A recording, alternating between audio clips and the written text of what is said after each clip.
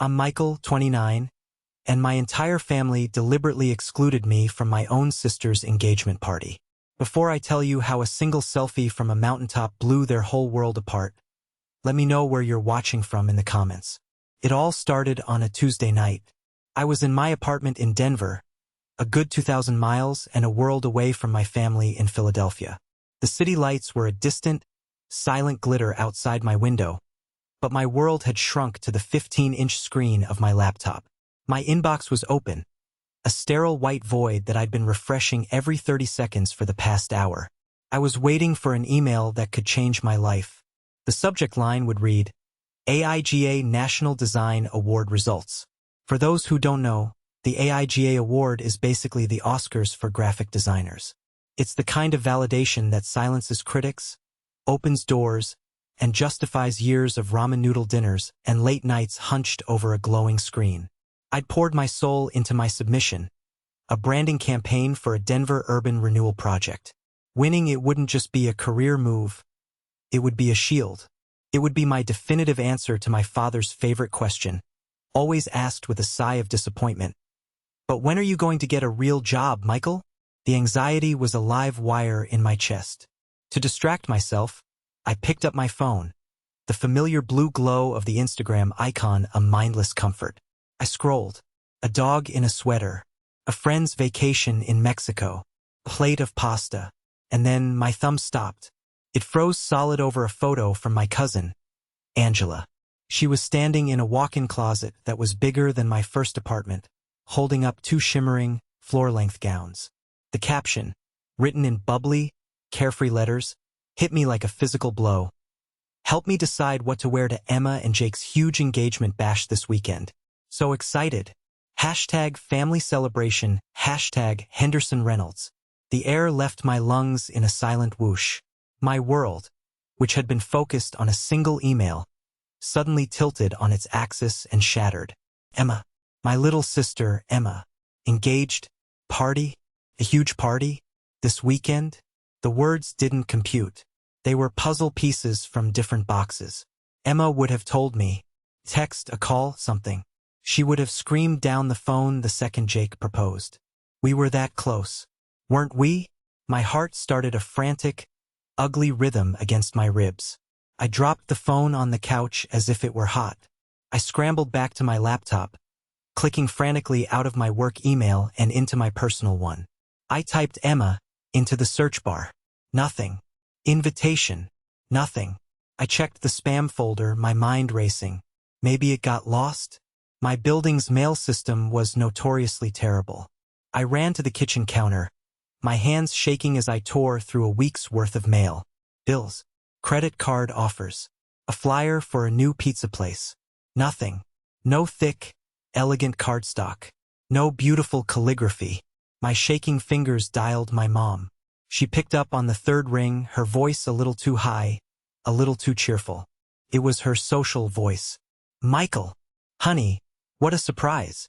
How are you? I'm okay, Mom. I managed, my voice sounding distant to my own ears. I just saw Angela's post. Is Emma engaged?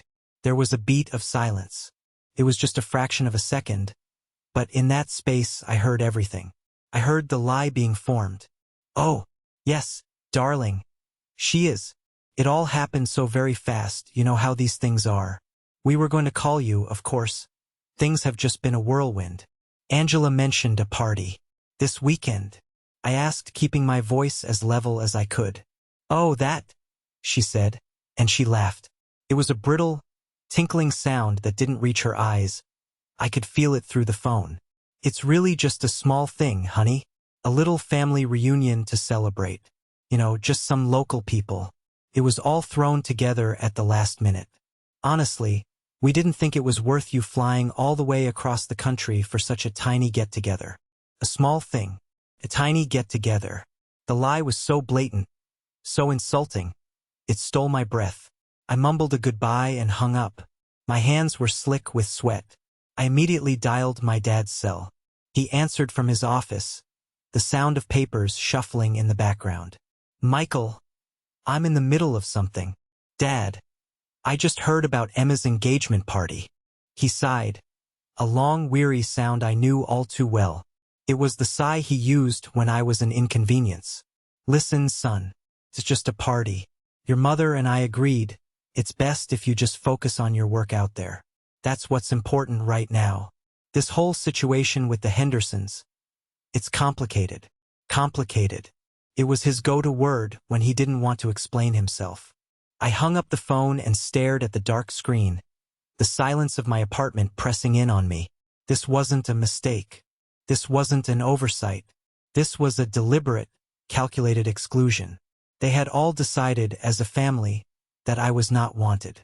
And at that moment, staring at my own reflection in the blank screen of my phone, I felt a cold dread creep into my heart. I hadn't just been uninvited. I was being erased. To understand the depth of this betrayal, you have to understand that Emma and I were once a two-person tribe against the world. Or, at least, against the cold, quiet world of our parents' house.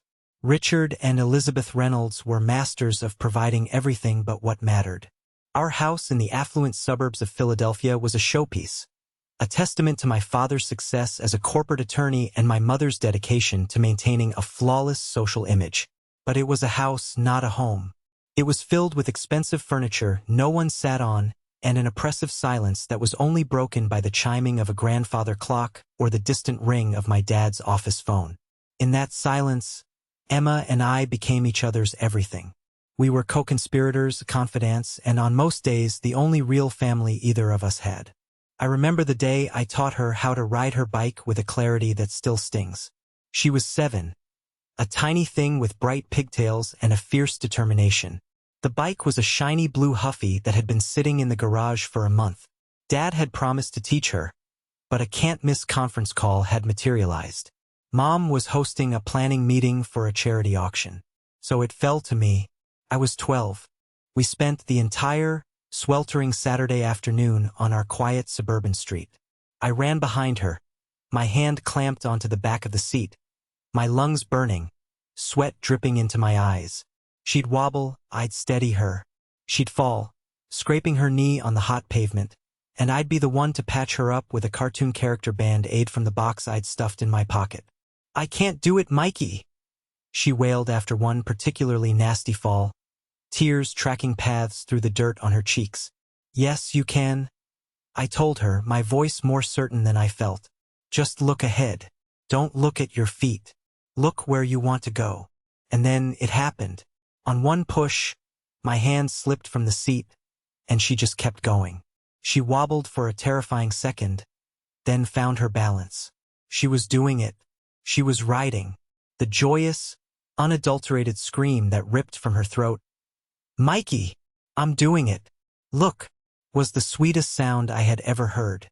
I stood there, panting in the middle of the street, beaming with a pride so fierce it felt like my own accomplishment. When our parents got home later, they barely noticed the new skill. "Oh, that's nice, dear," Mom said, distracted by a smudge on the hallway mirror. But I didn't care. We knew. We had done it. A few years later, when she was 10, she became the target of a couple of neighborhood bullies. They were bigger kids who found her quiet nature and her constant sketching to be an invitation for cruelty. One afternoon at the park, they cornered her and snatched her most prized possession, her sketchbook. It was filled with the most incredible drawings, these fantastical worlds she created in her head. They started laughing, tearing out the pages and throwing them like confetti. I wasn't a fighter. I was a lanky, quiet kid myself. But seeing the look of utter devastation on Emma's face, seeing her creations being destroyed, it flipped a switch in me. I didn't even think. I just marched over there, a ball of righteous fury in my stomach. I shoved the bigger kid, grabbed the tattered remains of the book, and snarled, "Leave her alone." It earned me a swift punch to the eye that sent me sprawling. But I held onto that book. Later that night, my dad saw the swelling purple bruise around my eye. "I hope you learned your lesson about picking fights you can't win, Michael," was all he said. But Emma came into my room. She didn't say anything. She just handed me a new drawing. It was of me, but I was 10 feet tall with a cape and a bigum on my chest. The caption underneath read, "My hero, I taped it to my bedroom door, and it stayed there until the day I left for college. Our Sundays were sacred. While our parents slept off the exhaustion of their Saturday night social obligations, Emma and I would take over the kitchen. We had a system. I was the master of the pancake batter, ensuring it was lump-free. She was the director of toppings, a title she gave herself, arranging bowls of chocolate chips, sliced bananas, and a truly obscene amount of whipped cream.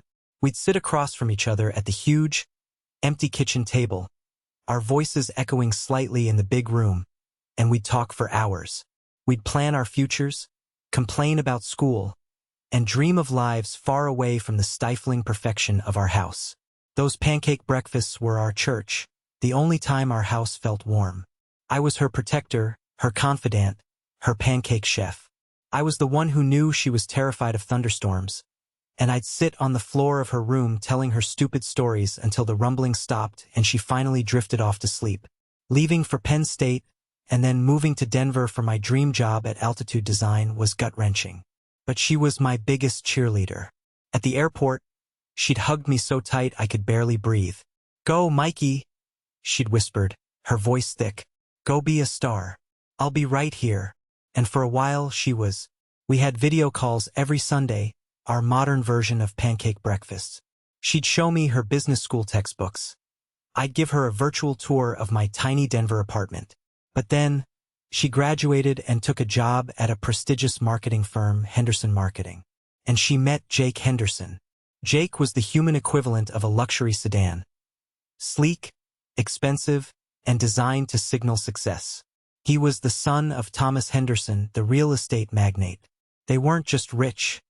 They were an institution in Philadelphia. The first time I met him at Thanksgiving, he gave me a handshake that felt more like a business transaction, his eyes scanning the room for someone more useful. He called me Mark twice. The real shift happened at Christmas. The whole family was there, and I was telling a story about the time Emma and I tried to build an epic fort in the living room out of couch cushions and dining chairs, only to accidentally smash a hideous, multi-$100 vase our mother adored. It was a story that had always made us howl with laughter. But as I reached the punchline, I saw Jake lean into Emma's ear. He wasn't even trying to be quiet. "Your brother," he murmured, his lip curling slightly, "seems awfully focused on the past. Some people just have trouble moving forward." My story died in my throat. It wasn't just what he said. It was the crushing silence that followed. Emma didn't laugh and say, "Oh, that's just Mike." She didn't defend me. She just gave a tight, polite smile and quickly changed the subject to the stock market. She was blushing. It was the first time I realized she could be embarrassed by me. By us. After that, the chill set in. Our weekly calls became bi-weekly, then monthly. They were strained, filled with awkward pauses. She was always just hopping on another call, or running to a meeting. Her texts, once long and rambling, became short, one-word answers. I told myself it was normal. She was building a life. This is what growing up looks like. My best friend, Nathan, a Philly native, became my reluctant source of intel. Saw Emma and Jake at a fundraiser at the Kimmel Center. He texted me one night, along with a blurry photo.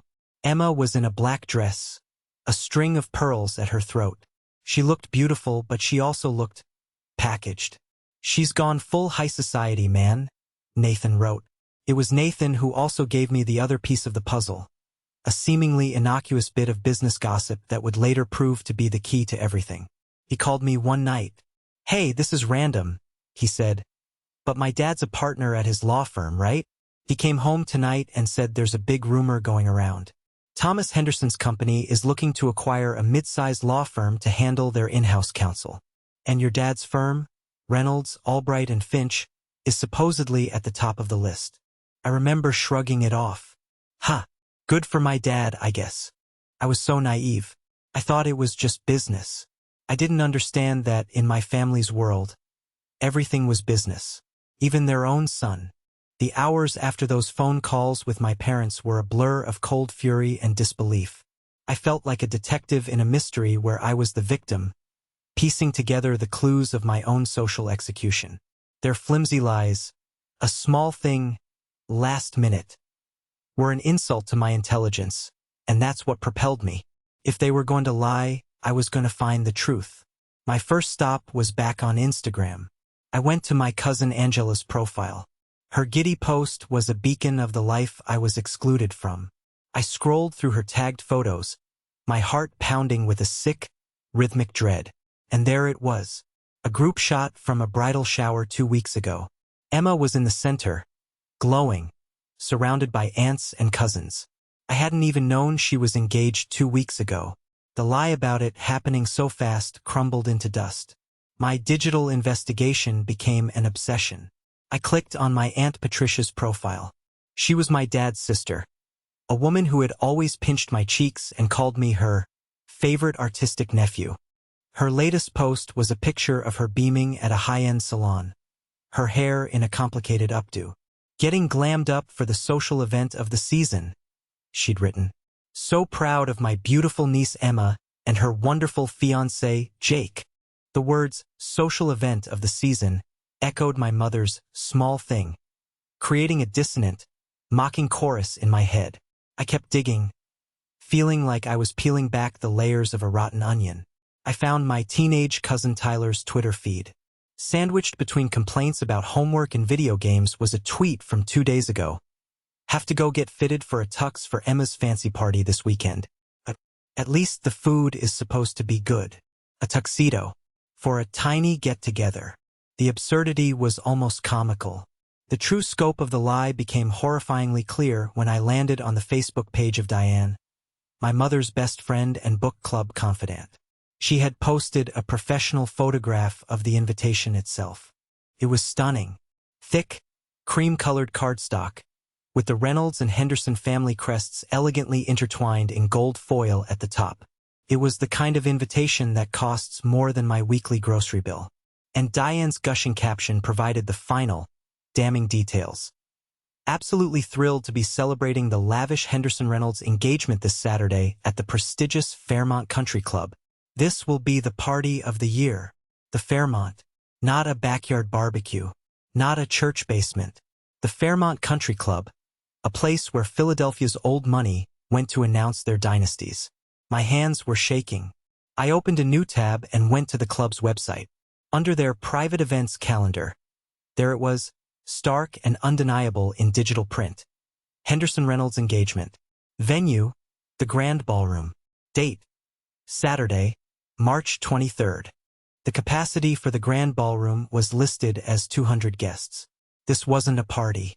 It was a coronation, and I was the peasant banished from the castle walls. I thought that was the bottom. I was wrong. The bottom was much, much deeper. On a desperate whim, I searched for Jake's sister, Olivia Henderson. I remembered Emma mentioning she ran a high-end event planning company. I found its website in seconds. And there, on the front page, under the featured events portfolio, was the kill shot. A night of stars. The engagement of Emma Reynolds and Jake Henderson. It was a full digital brochure. There were glossy photos of the floral arrangements, the ice sculptures, the string quartet they'd hired. There was a detailed menu that included a lobster course and a champagne tower. But the centerpiece was the Meet the Couple video. My cursor hovered over the play button for a long moment, my brain screaming at me not to click it. My heart won. I had to know. I clicked. The video was slick, professionally produced. It opened with sweeping drone shots of the Philadelphia skyline. Then there they were, Emma and Jake, sitting on a plush sofa, bathed in soft, flattering light. They looked like movie stars. "What I love about Jake," Emma said, smiling at him with an adoration that looked both deeply real and completely rehearsed, "is that he's so grounded. He has a vision for the future. And Emma," Jake said, taking her hand, "has taught me so much about passion and heart, but also about the importance of focus." Then Emma looked directly into the camera, directly at me it seemed. Her smile was perfect, her eyes were bright, and her words were coated in poison. "He's really helped me realize," she said, her voice smooth as silk, "the importance of building a solid, secure future, instead of just getting lost in old memories from the past. Old memories. My memories. The bike rides, the forts, the pancakes." She had taken our entire childhood and dismissed it as a distraction from her new, secure future. It was Jake's line, his condescending remark from Christmas, now coming out of her mouth. She hadn't just agreed with him. She had adopted his worldview as her own. The video ended with a link to the password-protected event website. The final insult. A locked door. I felt a wave of nausea. My lungs felt tight, as if the air had been sucked out of the room. I grabbed my phone, my fingers fumbling as I typed out a text to her. My last, desperate attempt to find a single shred of the sister I once knew. Heard you're engaged. Congratulations. Is there a party this weekend? The hours that followed were torture. I watched my phone, waiting for the 3 little dots that signaled she was typing. They appeared once, twice, then vanished. My mind raced with possibilities. Maybe she'd explain everything. Maybe it was all a huge misunderstanding orchestrated by Jake's parents. Finally, after what felt like a lifetime, my phone buzzed. A single message from Emma. Super busy with work and wedding stuff. Talk later. That was it. That was all I was worth. Quick, dismissive text. The final nail in the coffin of our relationship. The hurt was so profound, so complete, it morphed into something else. The heat of anger started to burn away the cold shock. I slumped onto my sofa, staring at the wall. I wanted to break something. I wanted to get on a plane, storm into that party, and unleash a torrent of rage. But what would that accomplish? It would only prove their narrative, that I was the unstable, emotional, attention-seeking brother. Then I thought of Nathan's words. Living well is the best revenge. I had a hiking trip planned that weekend. A trip I was going to cancel. Now, it felt like the only sane thing to do. They could have their sterile ballroom and their champagne tower. They could have their carefully curated guest list and their web of polite lies. I was going to a place where the air was clean and the views were honest. I was going to climb a mountain. They wanted to push me out? Fine. I was going to push myself up, higher than they could ever imagine. The decision to go hiking solidified something in me. It wasn't about running away from the problem anymore. It was about walking toward a solution, even if that solution was just putting one foot in front of the other until my legs burned and my mind went quiet. As I packed my gear, every item felt deliberate. My worn-in hiking boots, my thermal layers, and then my hand closed around my favorite hiking jacket. It was a deep, forest green shell, a gift from Emma for Christmas 2 years prior, right after my move to Denver. I remembered opening it, the card tucked inside the pocket. Her familiar, loopy handwriting read, "For my big brother who taught me to reach for new heights. Love always, M." A bitter laugh escaped my lips. The irony was a physical taste in my mouth. My first instinct was to throw it in the back of the closet to bury the memory. But a stubborn, defiant spark ignited in my chest. No, I was going to wear it. I was going to wrap myself in her hollow words and carry them to a place where they would actually mean something. I would reach a new height not because of her, but in spite of her. The drive to Mount Elbert the next morning with my coworkers, Dana and Kyle, was a welcome reprieve. The vast, rugged landscape of the Rockies was a powerful antidote to the claustrophobic drama I was leaving behind. The mountains didn't care about social status or family politics. They were just there. Ancient, massive, and real. Dana was our project manager at Altitude Design, a woman with a razor-sharp mind and zero tolerance for nonsense.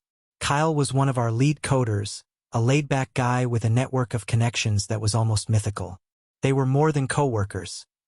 They were the family I had chosen in my new life, and they could tell something was wrong. "You're a million miles away, Mike," Dana said, turning down the radio as we carved through a mountain pass. "Spill it. You look like your dog just died." And so I did.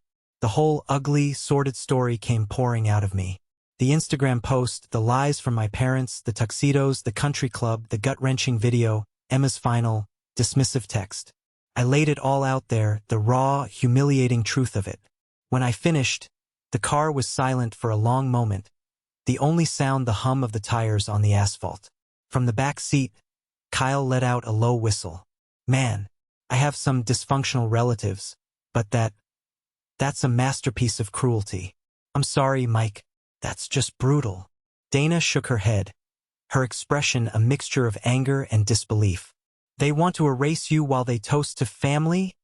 She said, her voice tight with indignation. That is some next-level, cold-blooded hypocrisy. Well, screw them. Their loss is our gain. We are going to have the most epic weekend imaginable. You are going to climb this mountain, and you're going to feel on top of the world, and you are going to forget those people even exist. Her fierce loyalty was a lifeline. For the first time in days, I felt a flicker of my old self return. The first day of the hike was a baptism by physical exertion. The trail was steep and rocky, demanding my full attention. Every muscle in my body screamed, but with every upward step, it felt like I was shedding a layer of the toxic grief that had enveloped me.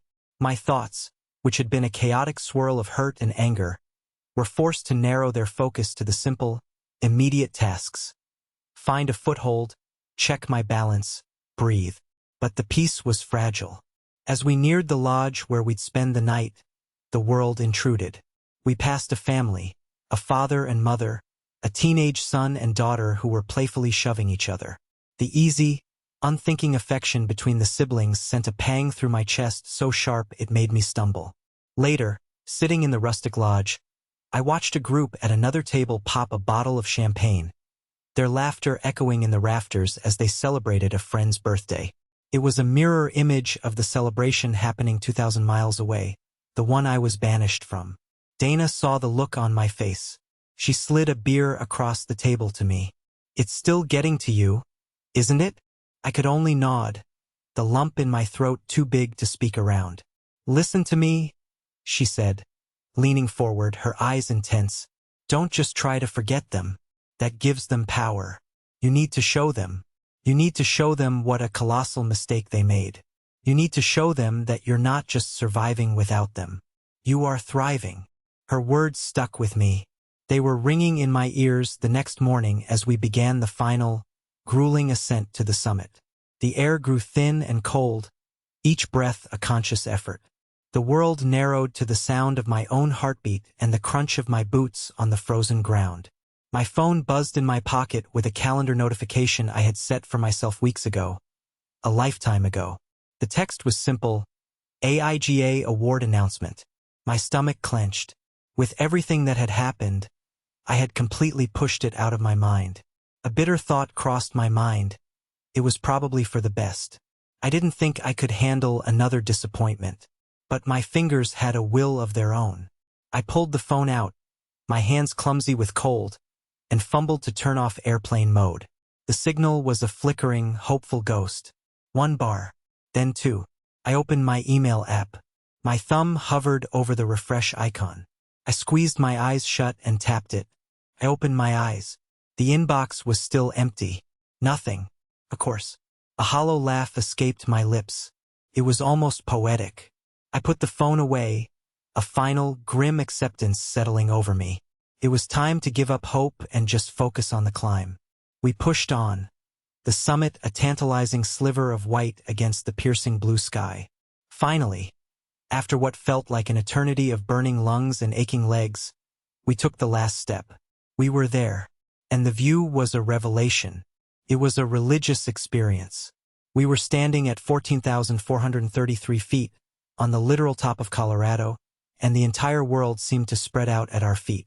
An endless, staggering panorama of snow-capped peaks, deep green valleys, and a sky so vast and blue it felt like you could fall into it. All the noise in my head, the anger, the betrayal, the grief, just went silent. There was only the howl of the wind and the magnificent, humbling beauty of the world. I pulled out my phone again, not for emails, but just to capture the impossible view. As the camera app opened, the screen refreshed, and a new notification popped up at the top. A single new email. Sender, AIGA Awards Committee. Subject, a message regarding your submission. My blood turned to ice water. This was it, the rejection email. I almost deleted it without opening it. But I had to know. I took a deep, shaky breath and tapped it open. Dear Michael Reynolds, it began.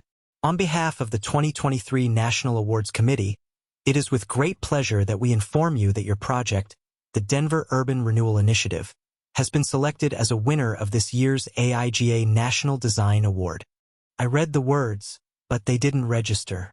They were just letters on a screen. I read them again, and a third time. Great pleasure. Selected as a winner. National Design Award. A sound ripped out of my throat. A wild, incredulous bark of a laugh that was half sob. Dana and Kyle spun around, their faces etched with concern. Mike? You okay, man? Kyle asked. I couldn't speak. I just held out the phone, my hand trembling violently. Dana took it, her eyes scanning the screen. Her jaw dropped. No way, she breathed. Holy, Mike, you won. You actually won. She threw her arms around me in a fierce hug that nearly knocked me off my feet, and Kyle started whooping and cheering, his voice echoing across the summit. And in that moment, standing on the highest peak in the state, with the tangible proof of my life's work glowing on the screen in my hand, a new, powerful clarity washed over me. This wasn't just a win for my career. This was an answer. This was my validation. And I was not going to celebrate it in silence. This is it, Mike, Dana said, her face alight with a conspiratorial grin as she pulled out her own phone. This is your moment. Don't you dare just forward that email. You have to show them. This view.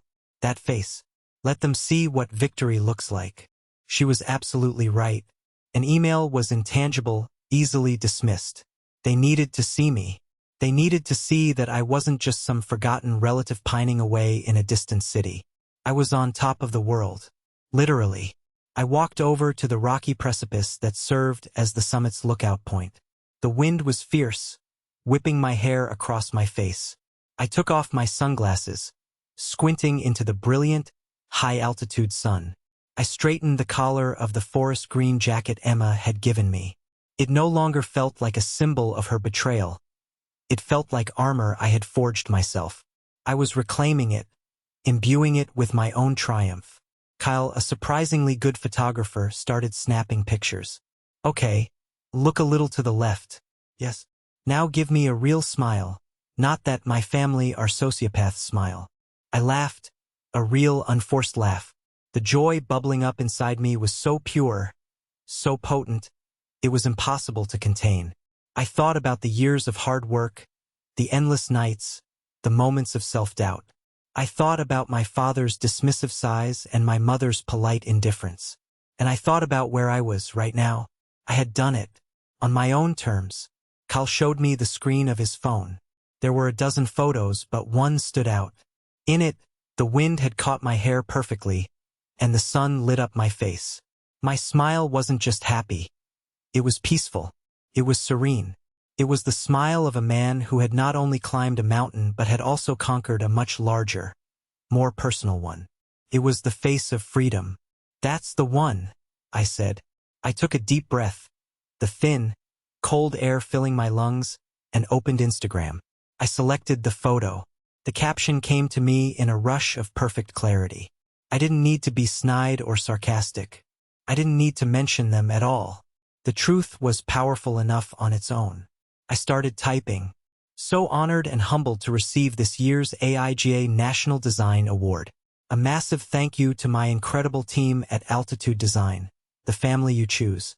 Sometimes you have to climb to the highest point yourself to get the clearest view. I added the hashtags.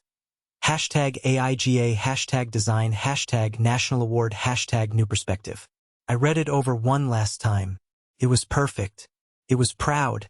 It was gracious. And it was a dagger wrapped in velvet. I hit post. And then, I did the most powerful thing I've done in years. I turned my phone off. I didn't wait for the likes. I didn't check for comments. I just silenced it, severing the connection. I was done reacting. I was done waiting for their approval or disapproval. I was going to be present here in my moment. The rest of the day passed in a glorious, triumphant blur. The descent from the summit was practically a victory march. My legs, which had been aching on the way up, felt light, buoyed by adrenaline and vindication.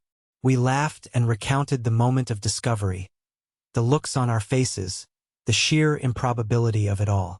That evening, Kyle worked his magic again, getting us a table at the absurdly exclusive Albert Lodge restaurant. We feasted on elk steaks and fancy farm-to-table vegetables, and we toasted my success with a bottle of whiskey that cost more than I wanted to admit. For the first time since I'd seen that first Instagram post, I felt whole. I wasn't the forgotten brother. I was the man of the hour, celebrating with people who were genuinely, uncomplicatedly happy for me. The next morning, I woke to a world blanketed in a soft, quiet layer of fresh snow. My muscles protested with a deep, satisfying ache. I felt clear, strong. Whatever was waiting for me on that phone, I was ready for it. I made a cup of coffee, sat on the edge of the hotel bed, and with a steady hand, I powered my phone on. It was like turning on a fire hose. The screen lit up with a tidal wave of notifications so vast it caused the phone to lag and stutter. 34 missed calls, 57 text messages, 12 voicemails, a ceaseless stream of Instagram comments, DMs, and Facebook tags. My heart began a slow, heavy drumbeat against my ribs. This was it, the fallout. I took a sip of coffee and started with the texts. Mom, Michael, you need to call me immediately. I don't know what you think you were doing, but your post has upset everyone. This is a complete and utter disaster. Dad, your behavior is reprehensible and completely unacceptable. You have deliberately and publicly embarrassed this family. Call me now. Cousin Angela? OMG, Mike, what were you thinking? Everyone at the party is freaking out and talking about your post instead of celebrating Emma and Jake. Mr. Henderson looks like he's going to have a stroke. Then, I moved on to the voicemails, my stomach twisting into a cold knot. I clicked on the one from Emma. Her voice was unrecognizable.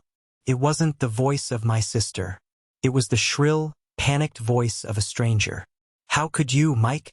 How could you be so unbelievably selfish? To do this to me? On my engagement night? I know you were mad, but to pull a stunt like this? Jake's parents are furious. My mother is in tears. Dad is threatening to cut you off completely. You couldn't just be happy for me, could you? You had to make it all about you. Thanks. Thanks for making sure my engagement will be remembered for all the wrong reasons. Not one word of congratulations. Not even a passing acknowledgement of my achievement. Only a torrent of narcissistic rage. The next message was a text directly from Jake. It was short, brutal, and revealing. I always tried to be respectful, despite what Emma told me about how self-centered and attention-seeking you can be. Thanks for proving her right. Hope your little hiking trip was worth ruining our special night. Despite what Emma told me, the words seemed to lift off the screen and hang in the air. She had been poisoning him against me. My own sister had been feeding her fiancé a narrative of me as a selfish monster. The betrayal was so deep, so absolute, it left me numb. A video file arrived from my cousin Tyler, with the simple message, "Dude, look." I opened it. The video was shaky, clearly filmed from under a table. It captured the opulent ballroom of the Fairmont, but the atmosphere was anything but festive. The string quartet was playing to a room of people huddled in small, anxious groups, all staring at their phones. The camera panned to the head table. I saw Jake's sister, Olivia, her face contorted in a mask of fury, shoving her phone in Emma's face. I watched my sister's perfectly made-up face crumble as she read the screen, her expression shifting from confusion to horror to rage. I saw Jake snatch the phone, his jaw clenching as he read. And then I saw the most powerful man in the room, Thomas Henderson, beckon my father over with a flick of his finger. The conversation was inaudible, but the body language was clear. This wasn't a discussion. It was a reprimand. My post hadn't just been a rock in the pond. It had been a depth charge. But why had it caused such a massive explosion? The answer came in the final notification, a news alert from a Philadelphia Business Journal reporter I followed. He was a guest at the party. He'd just published a new online column. The headline was a masterpiece of sensationalism: Family, Fortune, and Frostbite. While the Henderson-Reynolds dynasty celebrates, the forgotten brother wins a national award from a mountaintop. The reporter had connected the dots. He'd seen my post, recognized my name, and smelled a story. He'd turned my private family drama into a public spectacle. And for a family whose entire existence was built on maintaining a flawless public image, I had just committed the ultimate sin. The flight to Philadelphia was surreal. I sat in a window seat, watching the patchwork of America scroll by beneath me, but my mind was already in my parents' living room. There was no fear, no anxiety, just a cold, crystalline focus. I wasn't flying home to beg for forgiveness or seek an apology. I was flying home to deliver a verdict. When I told my boss, Julia, that I needed to take a few days for a family emergency, she didn't pry. She just looked at me, her gaze steady and knowing. "The Anderson project will be here when you get back," she said. Then a slow smile spread across her face. "And Michael? Congratulations. We saw the news. The whole firm is incredibly proud of you. Go handle your business." That small, simple validation felt like buckling on a suit of armor. The front door of my childhood home was opened by my mother. Her face was a carefully composed mask of strained politeness, but I could see the panic fluttering in her eyes. The smile she offered was a thin, brittle thing that didn't come close to crinkling the skin around her eyes. "Michael, you decided to show up. I was never given the chance before," I said, my voice even. I walked past her into the foyer. The house smelled the same, of lemon polish and old money. But it felt different. I felt different. I wasn't the kid seeking their approval anymore. My father appeared in the doorway of his study, holding a copy of the Philadelphia Inquirer as if it were a shield. He looked at me over the top of his reading glasses, his expression one of profound disappointment, as if I were a stock that had failed to perform. "So," he began, his voice laced with icy authority, "you've come to survey the damage you've caused." I let out a short, humorless laugh that seemed to startle him. "The damage I caused? Dad, let's be very clear about one thing. I didn't start this fire. I just refused to be the one who burned." We convened in the formal living room, the one reserved for important guests. The irony was not lost on me. My mother placed a tray with 3 untouched cups of tea on the ornate coffee table, her movements stiff and jerky. The silence was thick and suffocating. My father, ever the prosecutor, spoke first. "Your behavior, Michael, was not just inappropriate. It was malicious. It was a calculated act of sabotage designed to inflict the maximum amount of public embarrassment on your sister, on this family." "It was a photograph," I replied, my voice dangerously calm. I leaned forward, my eyes locked on his. "It was a photograph of me, on a mountain, celebrating the single biggest professional achievement of my life. An achievement, I might add, that neither of you has even bothered to acknowledge. I didn't mention Emma. I didn't mention the party. I didn't mention you. So let me ask you a question. If a simple photo of my success is enough to embarrass this family, what does that say about the state of this family?" "Don't be deliberately obtuse," he snapped, his composure cracking for a second. "You know damn well that your caption, 'The family you choose,' was a direct attack." Before I could respond, the front door opened, and Emma and Jake walked in. They'd been summoned, like co-defendants to a trial. Emma wouldn't look at me. Jake, however, stared at me with open hostility, his handsome face marred by a petulant scowl. The dinner that followed was one of the most excruciating experiences of my life. The 4 of them engaged in a bizarre pantomime of normalcy, discussing the weather, the stock market, a neighbor's new car.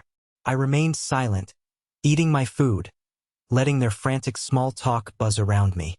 I was an observer, a ghost at their feast of denial. Finally, Emma could bear the tension no longer. She slammed her fork down on her plate, the sharp clatter echoing in the silent room. "Why, Mike?" she demanded, her voice trembling with a mixture of anger and self-pity. "Why did you have to do it? Why did you have to ruin my night?" "Your night," I repeated slowly.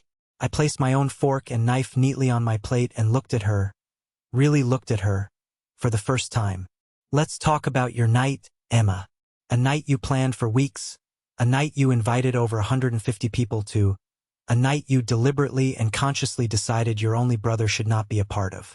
So you tell me, who ruined what? Jake scoffed, a small, derisive sound from the side of his mouth. Oh, here we go. The victim. That was it. The last thread of my restraint snapped.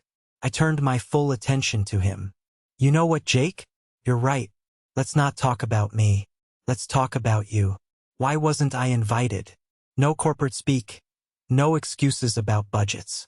The truth. Now. He seemed taken aback by my directness, but he recovered quickly, straightening his ridiculously expensive tie. His professional, condescending mask slid back into place. Fine. You want the truth? My parents didn't want you here. They find your lifestyle unstable. They see you as a liability. The artist's son who ran off to Colorado. They are welcoming Emma into our family, and they wanted the event to reflect our standards.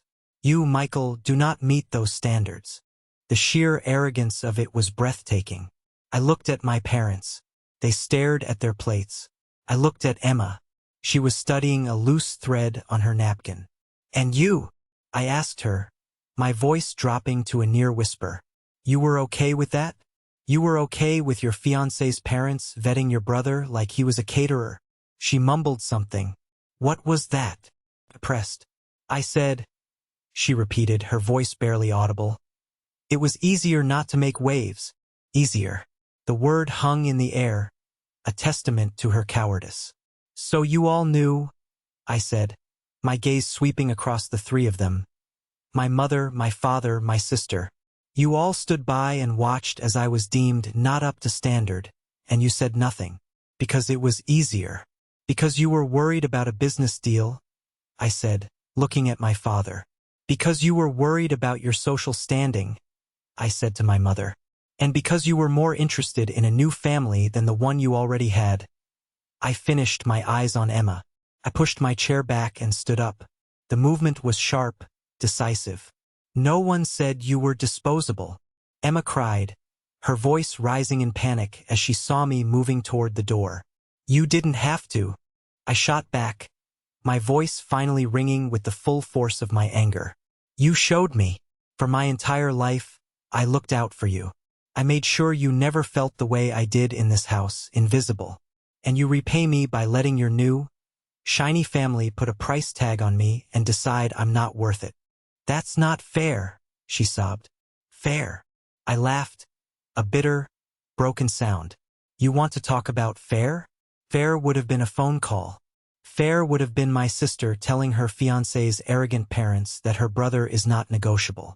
That's what a family does. I reached the front door and turned back to face them, a tableau of stunned, guilty faces.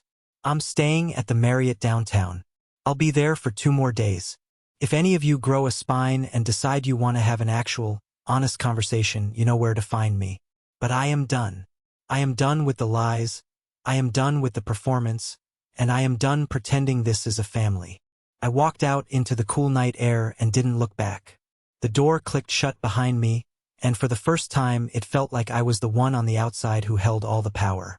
The Marriott hotel room was a beige box of anonymity, but it felt like a fortress. It was neutral ground. For 3 days it became my command center. I set up my laptop, fielded a dizzying number of congratulatory emails and calls about the AITA award, and I waited. The ball was in their court. I had no idea if they would even bother to pick it up. I was fully prepared to fly back to Denver, having severed ties completely. On the 3rd evening, just as I was starting to believe that would be the outcome, there was a knock at my door. I peered through the peephole, my breath catching in my throat. It was my grandmother, Eleanor Reynolds, my dad's mother. At 82 years old, she was still a force of nature, exuding an elegance that was completely at odds with the generic hotel hallway she was standing in. I swung the door open, my surprise evident. Grandma? What are you doing here? Someone in this family needs to have some sense, she announced, breezing past me into the room as if she owned it. She surveyed the impersonal space and sniffed. Your grandfather, God rest his soul, would be turning over in his grave. He never had much time for phonies, and right now, our family is full of them.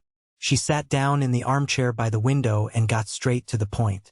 She told me she had gone to my parents' house the day after the party, demanding answers.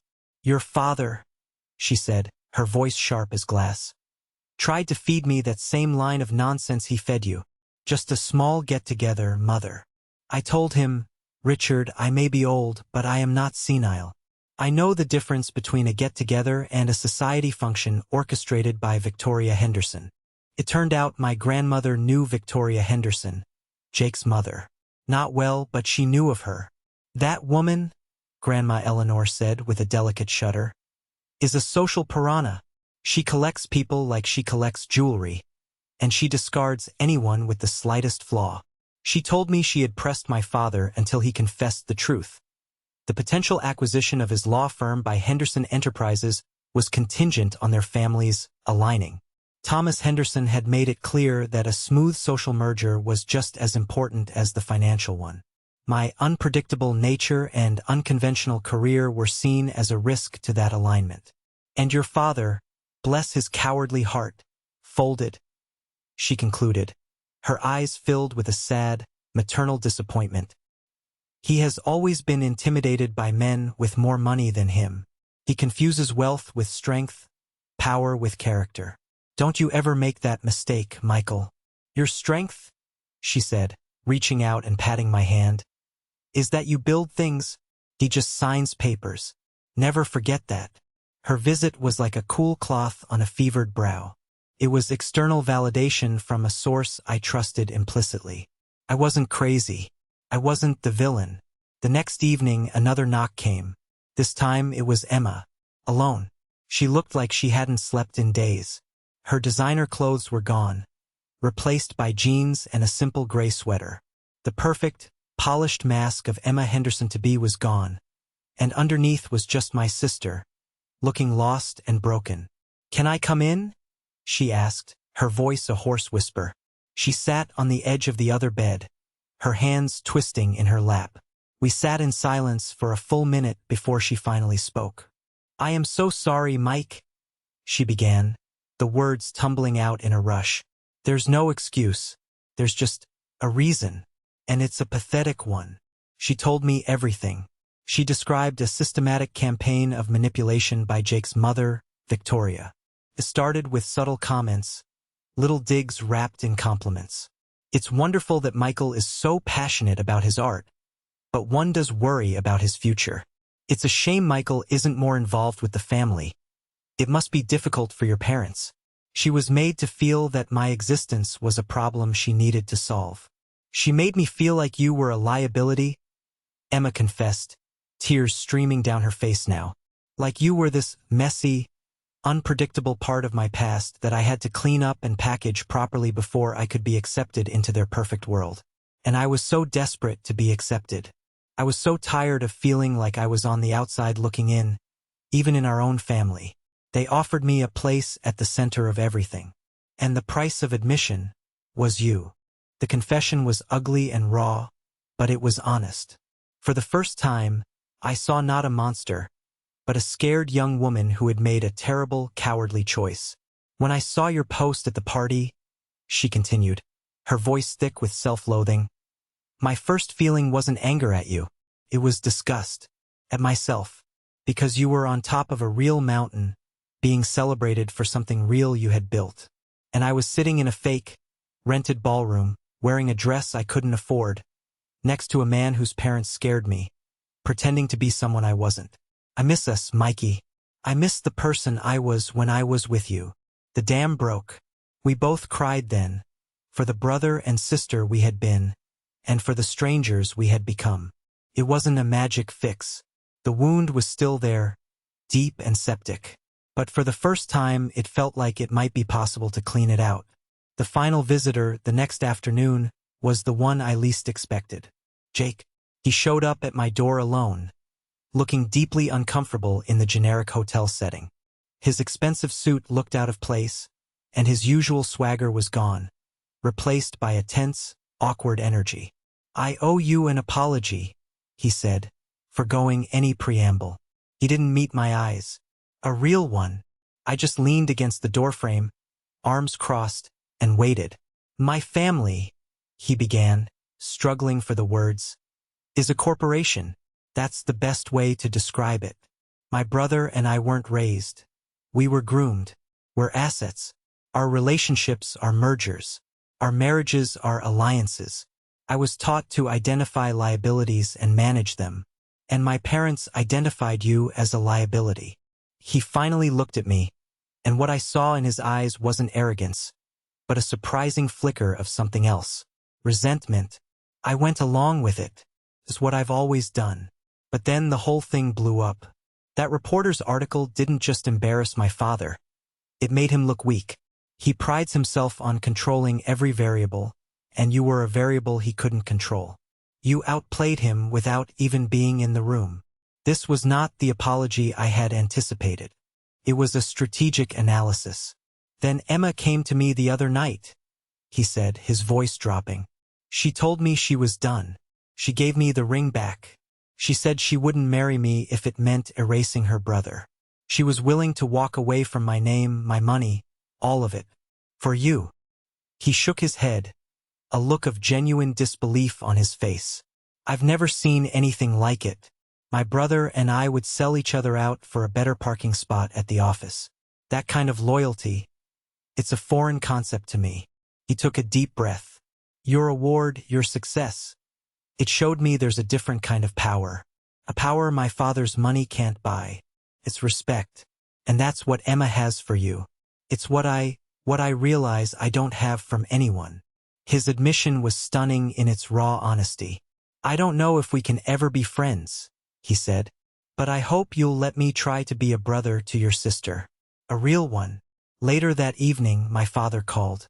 His voice was hollow. The Henderson deal, he told me, had been officially tabled.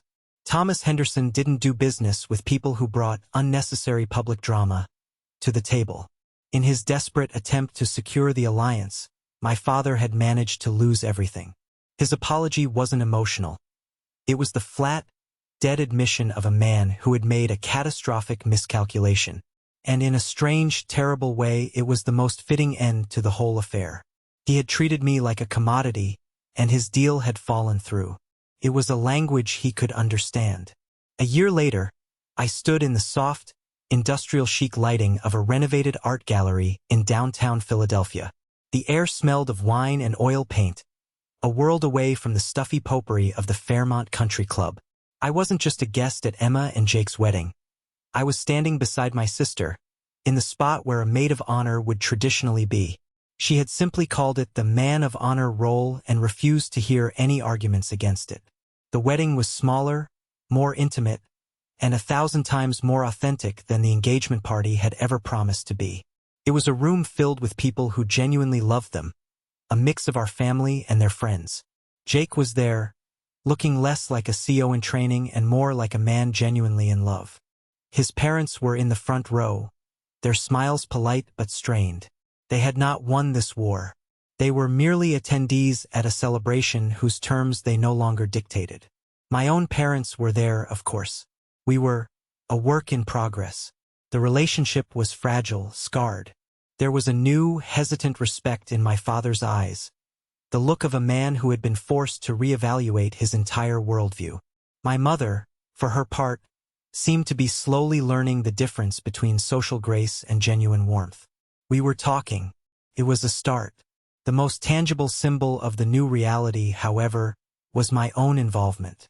The beautiful, minimalist invitations, the event website, the entire branding for the wedding. I had designed it all. But my work with them went deeper. On a table near the entrance, beside the guest book, were business cards for EJ Creative. The small, independent marketing agency Emma and Jake had launched together 3 months earlier. They had walked away from the gilded cage of Henderson Enterprises to build something of their own. I was their lead brand designer and a minority partner. Before the ceremony began, Emma grabbed my hand, her grip tight. "Thank you," she whispered, her eyes shining with tears she was trying not to shed. "Thank you for not giving up on me, even when I absolutely deserved it. You didn't just save yourself from them, Mikey. You saved me, too." Later that night, Jake sought me out by the bar. He handed me a glass of whiskey. "You know, he said, looking out at the celebrating crowd. I used to think success was about winning, about beating the other guy. You taught me it's about building something that lasts. I'm glad you're a part of what we're building. It was the closest he would probably ever get to saying, I love you, man. And it was more than enough. On the flight back to Denver the next day, I looked out the window at the vast, open sky and thought about the journey of the past year. I thought about the selfie that had detonated my old life. I never deleted it. It sits there in my Instagram feed, a digital monument. Not a monument to revenge, but to clarity. It's a reminder that sometimes a foundation has to be shaken to its core to see the cracks. Sometimes you have to burn down the facade to find what's real underneath. On the wall of my office, next to my desk, my AITA award hangs in a simple black frame. It's a beautiful object, heavy and cool to the touch. But it's more than just a trophy. It's a reminder. It's a testament to the fact that our value is not determined by an invitation to a party. It's not defined by the family we're born into or the people who try to make us feel small because our dreams don't fit into their narrow boxes. Our value is something we build. We build it with our hands, with our integrity, and with the courage to climb our own mountain, stand at the summit, and show the world who we are on our own terms. Thank you for listening to my story. I hope it resonated with you in some way. Have you ever been in a situation where you had to fight to be seen by your own family? Please share your story in the comments below, and don't forget to like and subscribe so you don't miss what's next.